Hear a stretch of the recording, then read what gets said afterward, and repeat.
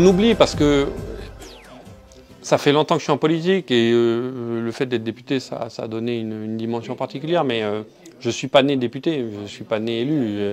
Nicolas Mesdorf, c'est d'abord un garçon de Poya, qui a fait l'école à Poya, qui a fait l'école à Népouy, à Bourail, à Pointe-Bout, donc c'est un enfant de la brousse. Donc les gens ont tendance à nous renfermer dans ce qu'on est actuellement.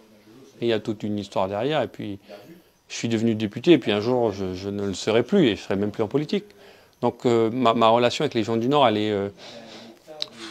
est normale, parce que je viens de là. Donc voilà.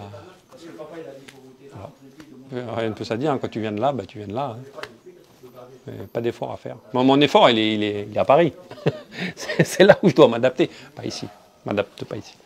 Les gens sont surpris quand je monte en brousse dans le Nord ou sur la côte Est, parce qu'ils imaginent que le député, c'est quelqu'un qui est en France et qui travaille en France. Alors c'est vrai, l'Assemblée nationale est à Paris. Donc comme je siège à l'Assemblée nationale, je dois me rendre à Paris pour voter les lois. Mais le député, c'est le représentant d'un territoire. Et en particulier d'une circonscription, parce que j'ai été élu par une circonscription. Ça ne marche pas par province, ça marche par circonscription. Et ma circonscription, bah, c'est toute la Grande Terre, sauf Nouméa. Donc les gens de Wailou, les gens de Poindimier, les gens de Ponériouin, les gens de Tourou, les gens de Koumak, les gens de Vaud, bah, ils ont voté pour Nicolas Mesdorf. Donc je suis leur député. Je suis le député de la seconde circonscription, donc d'une grande partie de la province Sud, et de toute la province Nord. Donc on peut dire que je suis une forme de député du Nord. Donc je viens voir mes électeurs, et pas seulement, les Calédoniens qui y vivent, parce que je suis le député de tous les Calédoniens. Et par exemple, ce matin, je me suis arrêté voir le maire de Wailou, Pascal Sawa, qui est un maire indépendantiste de l'Union calédonienne. Mais un maire, c'est un élu de la République. Un député, c'est un élu de la République.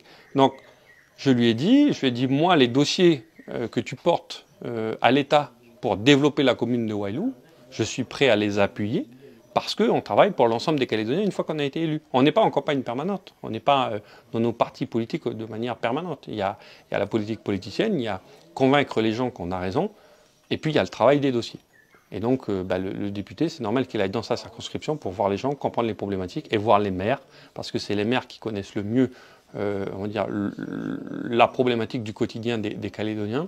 Et puis c'est eux qui portent les projets dans leur commune, qui sont en grande partie et majoritairement financés par l'État, dont je suis le représentant élu. Donc j'ai juste fait une journée de travail en fait, c'est aussi simple que ça, c'est une journée de travail d'un député classique. Toujours un accueil très fort et très chaleureux en brousse, en particulier sur la côte Est. On a des gens qui, quelle que soit la couleur politique, quelle que soit la couleur de peau, sont toujours très contents de voir leurs représentants. Hein. Beaucoup qui me disent on vous voit à la télé, mais là on vous voit en vrai. Alors, ma petite blague, c'est, je leur dis toujours que je suis beaucoup plus beau en vrai qu'à la télé. Voilà, ça fait rire un peu. Et puis ce qui était important pour moi aussi, c'était de rendre hommage aussi aux figures politiques qu'on a oubliées sur la côte Est de notre histoire. Et je crois que le dépôt de gerbes sur la tombe de Pierre Mandaoué, pour moi, était un moment important. Pierre Mandaoué, il était vice-président du RPCR. Et, ça a été un élu de la Nouvelle-Calédonie. C'est quelqu'un qui a bourlingué sur l'ensemble du pays, qui connaissait tout le monde, qui était connu de tout le monde.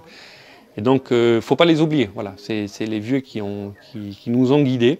Alors, il se trouve qu'il était non-indépendantiste aussi, Pierre Mandaoué, c'était un loyaliste. Et donc, je trouve que quand on a un député de Wailou, non-indépendantiste, eh bien, on va sur la tombe de Pierre Mandaoué.